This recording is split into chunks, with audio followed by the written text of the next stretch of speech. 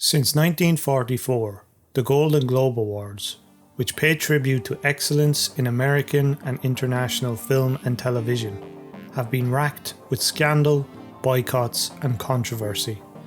It has survived in spite of all of this and still remains on our screens today. It happened like this.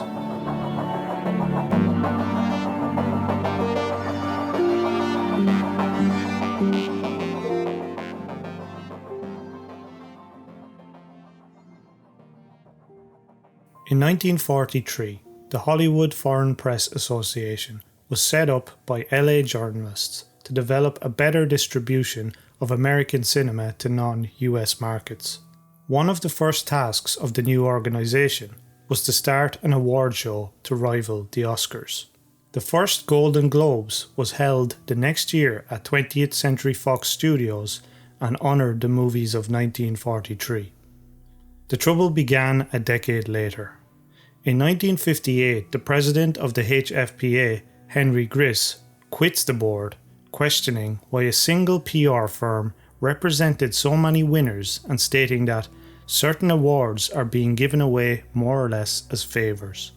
2 years later, the award show airs on independent TV, and in 1963 they start the Miss Golden Globe role, where a daughter of a celebrity hands out the awards during the show.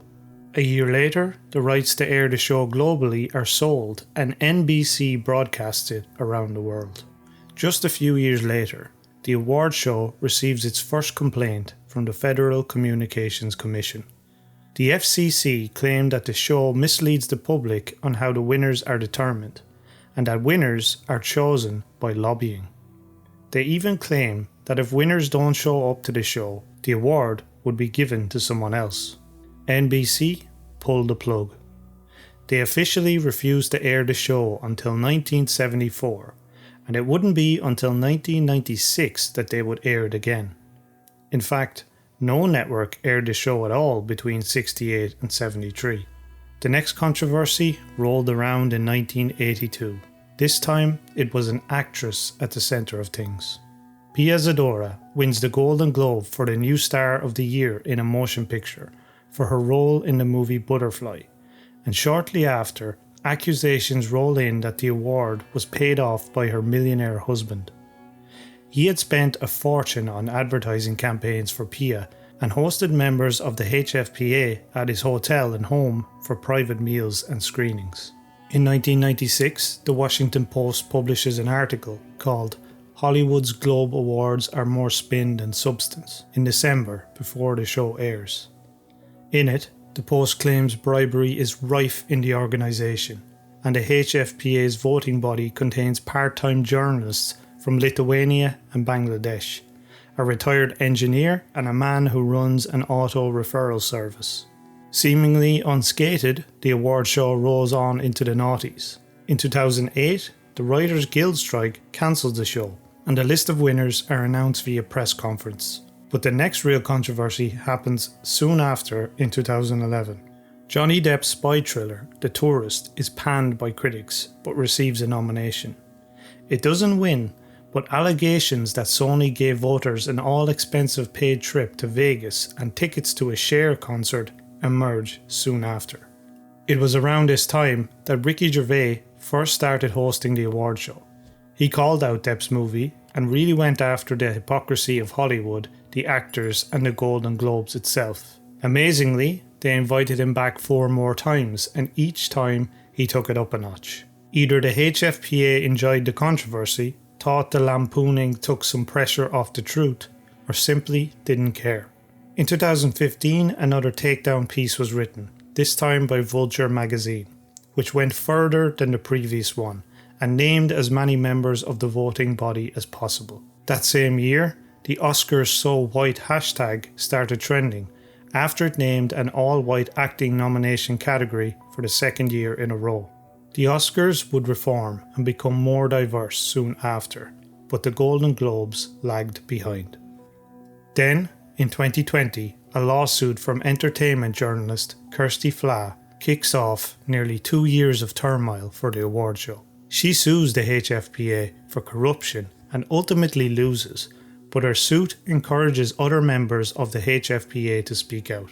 In February 2021, the LA Times publishes an expose on the Golden Globes with commentary from existing members. It emerges that over $2 million was paid in the previous year to various committees, and that there were no black members on the 87-member voting body at all. That same month, the award show is held, and during the ceremony, a public apology is announced on stage. The HFPA announces sweeping reforms a couple of months later. NBC, initially happy with the reforms, grow skeptical and refuse to air the award show the following year until the reforms improve. Netflix, Warner Brothers, and over 100 PR firms boycott the show, and multiple actors speak out, including Tom Cruise, who sends back his 3 Golden Globes. The 2022 award winners are announced via press conference. The ceremony doesn't go ahead. In September, they announced that the 2023 award show will, however, for its 80th anniversary, and air on NBC. A month later, actor Brendan Fraser, nominated for The Whale, says he won't attend. Which brings us up to speed to where we are today. CBS will air the award ceremony in 2024, with NBC choosing not to renew its contract. In many ways, the Golden Globes reflect Hollywood itself. Behind all the glitz and glamour is just people and money standing on a plastic stage with a shaky foundation. People are very susceptible to corruption and greed when money and status are freely available. We have built Hollywood stars, institutions, and celebrities up to be people we admire, but really, they are just like everybody else. You would think that seeing behind the curtain of their lives on social media would make us realise that, but if anything, we've just grown more curious and more hungry for their content and secrets. We seem to forgive and forget a controversy or a scandal when something or someone is cool, shiny, or entertaining. And that makes it hard to remember that all that glitters is not gold.